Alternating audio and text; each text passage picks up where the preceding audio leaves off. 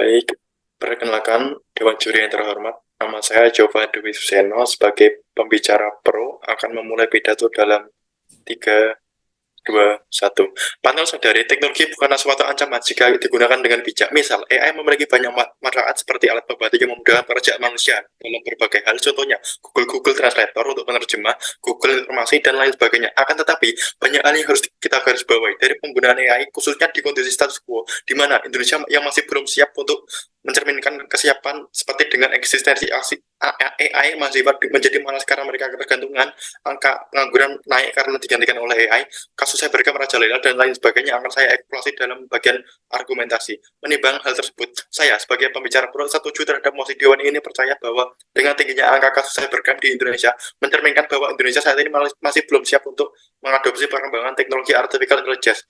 Sebelum memasuki argumen, saya sebagai pihak pemerintah akan menjelaskan kontekstualisasi mosi. Apa itu AI? AI adalah simulasi kecerdasan manusia yang diterapkan ke dalam sistem komputer atau perangkat mesin lain, sehingga perangkat tersebut memiliki cara berpikir layaknya manusia, yang mana hal ini sangat rawan disalahgunakan untuk hal-hal kriminal di dunia cybercrime. Apa itu cybercrime? Cybercrime merupakan kegiatan kriminal yang melibatkan komputer dan jaringan komputer. Kejahatan ini dapat dilakukan dari lokasi manapun selama pelaku memiliki akses jaringan ke internet. Cybercrime melibatkan berbagai tindakan seperti penipuan, pencurian identitas, virus komputer, dan lain sebagainya. Sebagai pembicara pro, saya akan membuktikan bahwa AI masih belum layak untuk diadopsi di status quo sehingga terdapat regulasi yang mengatur dengan jelas. Oke, memasuki argumentasi. Yang pertama, urgensi mengapa cybercrime di Indonesia di kondisi memprihatinkan karena Indonesia memiliki salah satu populasi pengguna internet terbesar di dunia.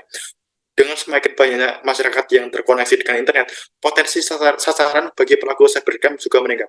Justifikasi mengapa Indonesia masih tidak harus untuk terlalu gegabah untuk mengadopsi AI. Yang pertama, ada relevansi antara cybercrime dan AI. Kemampuan kecerdasan AI mempermudah pelaku kejahatan untuk melakukan aksinya. Apalagi dalam status quo, AI dapat mengeluarkan ide selayaknya manusia, dan tambah diperparah lagi, masyarakat Indonesia seenaknya dalam menyalahgunakan AI, dan cybercrime semakin merajalela dalam konteks Indonesia. Ditinjau dari data kasus cybercrime yang dikeluarkan oleh BSSN dapat dikategorikan sangat tinggi. Akibatnya kenapa? Indonesia dijuluki dunia sebagai negara kriminal internet. Yang kedua, tak masalah jika Indonesia masih belum siap untuk mengadopsi AI. Kenapa? Karena hal yang lebih penting yaitu keamanan warga negara agar terhindar dari cybercrime seperti kehilangan data pribadi, uang, gangguan bisnis, keamanan nasional, reputasi. Jadi lebih baik kita harus mengutamakan keamanan terlebih dahulu sebelum kita melangkah lebih jauh. Yang ketiga, bagaimana kesiapan hukum dan regulasi tentang AI harus menjadi prioritas. Tak hanya masalah keamanan, hukum dan regulasi tentang AI di Indonesia juga masih jauh dari kata sempurna. Tanpa adanya regulasi yang jelas dan tegas, kita beresiko menciptakan hutan liar teknologi di mana AI dapat disalahgunakan dan merugikan masyarakat. Sekian, terima kasih.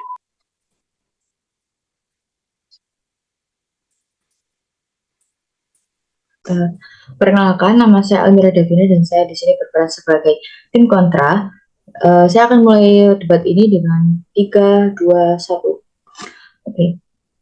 Sebagai pembicara kontra, saya menolak dengan adanya mosi kali ini yang menyebutkan bahwa dengan tingginya kasus cybercrime di Indonesia, maka membuktikan bahwa Indonesia belum siap untuk menerima atau mengadopsi teknologi artificial intelligence. Dan saat ini, sebelum itu dari pihak pro sendiri, mereka terlalu fokus dengan adanya cybercrime yang terjadi di internet. Yang pertama, pro menjustifikasi dengan mengapa menolak karena AI memiliki relevansi untuk mempermudah melaksanakan aksinya. Namun, AI sendiri itu bisa digunakan untuk meningkatkan keamanan siber. Contohnya seperti mendeteksi pola-pola aktivitasnya di mana hal itu tidak bisa terdeteksi oleh teknologi dengan sistem tradisional. Dalam hal itu, berarti terbukti bahwa AI sendiri itu lebih baik digunakan untuk keamanan dan lebih menguntungkan daripada digunakan untuk kejahatan cybercrime itu sendiri. Kedua, di era globalisasi saat ini, jika Indonesia itu belum siap untuk mengadopsi AI sendiri, maka Indonesia akan menjadi negara yang terbelakang, di mana negara-negara yang sama berkembangnya dengan Indonesia, mereka itu mati-matian untuk mengikuti arus globalisasi dan teknologi supaya menjadi negara maju. Sedangkan jika Indonesia belum siap untuk mengadopsi AI itu sendiri, maka Indonesia akan menjadi negara yang buta akan adanya teknologi dan informasi. Yang ketiga, adanya hukum dan regulasi selalu berevolusi sesuai dengan perkembangan teknologi itu sendiri. Hukum dan regulasi AI sendiri masih tergolong cukup baru. Jadi, hal tersebut masih wajar kalau hukum dan regulasi AI sendiri itu masih belum cukup kuat. Maka dari itu, pemerintah itu seharusnya menambahkan dan memanfaatkan adanya AI tersebut dijadikan untuk memperkuat hukum dan regulasi di Indonesia sendiri yang itu masih tergolong cukup lemah. Lalu memasuki poin argumentasi yang dimana yang pertama, semua sesuatu itu pasti memiliki dampak negatif dan positifnya, termasuk itu AI sendiri. Tapi AI ini lebih banyak memiliki benefit yang bisa kita dapatkan daripada sisi kejahatan yang ada di dalamnya. Terus mungkin pemerintah terlalu fokus terhadap kasus cybercrime di Indonesia ini, tetapi mereka tidak menyadari bahwa sebagian besar kegiatan yang kita lakukan sehari-hari ini itu telah dibantu oleh adanya AI itu sendiri. Contohnya seperti kita bekerja itu dipermudah dengan adanya teknologi. Mari kita garis bawahi, kalau itu dipermudah, yang berarti kita bekerja namun dibantu oleh adanya teknologi, bukan berarti kita menyerahkan semua pekerjaan kita sepenuhnya itu terhadap AI itu sendiri. Lalu yang kedua, itu maraknya perkembangan AI ini juga pasti didampingi dengan manfaatnya yang bisa digunakan oleh semua kalangan. Contohnya, koper cerdas atau AI Sweetcast yang dimana hal itu membantu orang dengan disabilitas fisik dan ingin menjadi turis untuk yang turis yang dimana turis itu mengalami disabilitas fisik tunanetra.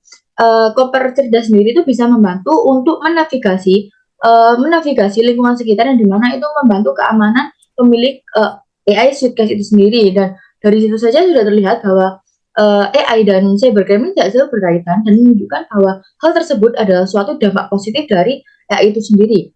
Lalu selanjutnya yaitu kasus dan teknologi ini tidak berkorelasi karena tingginya cybercrime di Indonesia ini bukan berarti menunjukkan bahwa Indonesia belum siap untuk mengadopsi AI. Seperti yang saya bilang di awal bahwa AI dan cybercrime ini adalah dua hal yang berbeda tergantung bagaimana setiap individu itu mengolah AI tersebut. Jika individu tersebut mengolahnya dengan hal positif, maka AI itu akan mendapatkan manfaat. Namun jika individu itu mengolah AI itu dengan negatif, maka dampak negatif yang akan mereka dapat adalah dampak negatif dari AI itu sendiri. Lalu selanjutnya adalah adanya pembelajaran dan adaptasi. Setiap negara, tidak terkecuali Indonesia, itu pasti memiliki tantangan saat mengadopsi teknologi baru. Namun adanya adaptasi dan pembelajaran itu bisa kita atasi dengan adanya pelatihan dan pendidikan yang tepat. Indonesia memperkuat infrastruktur keamanan sibernya seiring dengan pengembangan AI. Jadi, di poin kali ini lebih terfokus bagaimana cara Indonesia untuk survive dengan adanya kejahatan siber dan bagaimana cara kita untuk mengatasinya.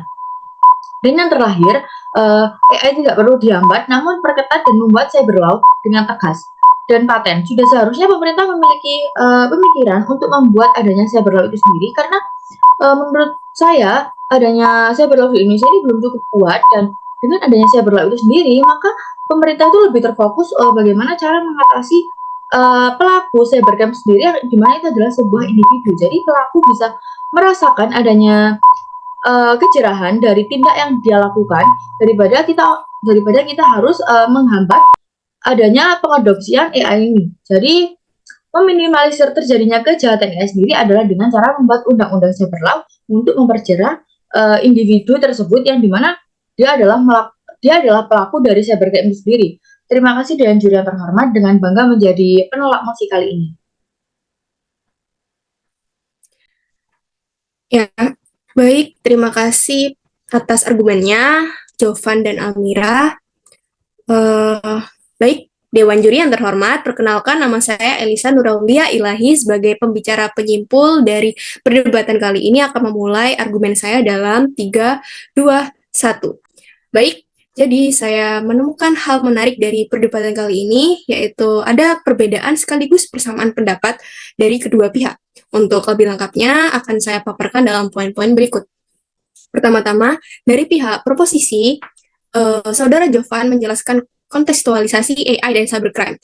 AI adalah teknologi kecerdasan buatan yang diadaptasi dari kecerdasan manusia berupa cara belajar dan berpikir yang diterapkan dalam sistem komputer.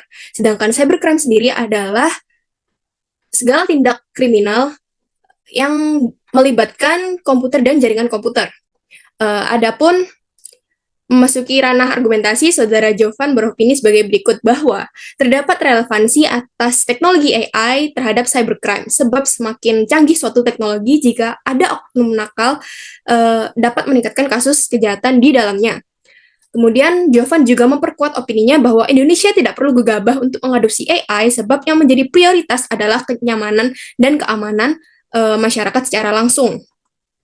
Di bagian kesimpulan, Jovan dalam hal ini sangat berhati-hati dan penuh pertimbangan sebelum memutuskan mengadopsi teknologi AI. Menurutnya, sebaiknya menciptakan regulasi tentang AI itu sendiri. Sementara dari pihak oposisi, justifikasi yang diberikan oleh Almira justru menjadi counter-attack bagi Jovan. Pihak pro yang menyadari bahwa hukum dan regulasi AI Indonesia masih jauh dari kata sempurna, justru menolak untuk mengadopsi AI. Padahal menurut pihak oposisi, AI sendirinya sangat membantu untuk menyempurnakan hukum dan regulasi tersebut. Selain itu, Saudari Almira juga beropini sebagai berikut, bahwa korelasi antara teknologi AI dengan cybercrime tidak selalu buruk, sebab semua bergantung pada setiap individu yang memanfaatkannya. Bahkan mungkin saja di antara keduanya tidak berkorelasi, sebab tingginya kasus cybercrime belum tentu merupakan akibat dari berkembangnya teknologi. Dalam hal ini, Mira membantah opini Jovan dan memperkuat opininya dengan menambahkan contoh hasil teknologi AI yang bermanfaat bagi kehidupan semua kalangan. Dalam hal ini, Mira ingin membuktikan bahwa lebih banyak dampak positif dibanding dampak negatif dari AI. Dan di akhir pembicaraan, Mira juga menyinggung pihak proposisi alih-alih untuk menciptakan regulasi tentang AI yang nantinya dapat menghambat perkembangan AI, pemerintah sebaiknya memperkuat cyber law di Indonesia yang masih lemah, memberikan sanksi terhadap individu yang bersalah. Adapun persamaan dari kedua pihak adalah kedua pihak sama-sama membahas penguatan sistem keamanan di Indonesia yang menjamin seluruh masyarakatnya agar terhindar dari kejahatan cyber maupun penyalahgunaan teknologi. Dewan juri yang terhormat, untuk menutup argumen saya kali ini, secara keseluruhan komparasi opini dari kedua pihak terlihat jelas. Baik pihak proposisi maupun pihak oposisi berhasil mempertahankan opini masing-masing dengan cukup kuat. Namun, tetap bisa mencapai satu titik kesimpulan yang sama. Dengan ini, kami cukup percaya diri dan yakin tim kami dapat memenangkan debat kali ini. Terima kasih.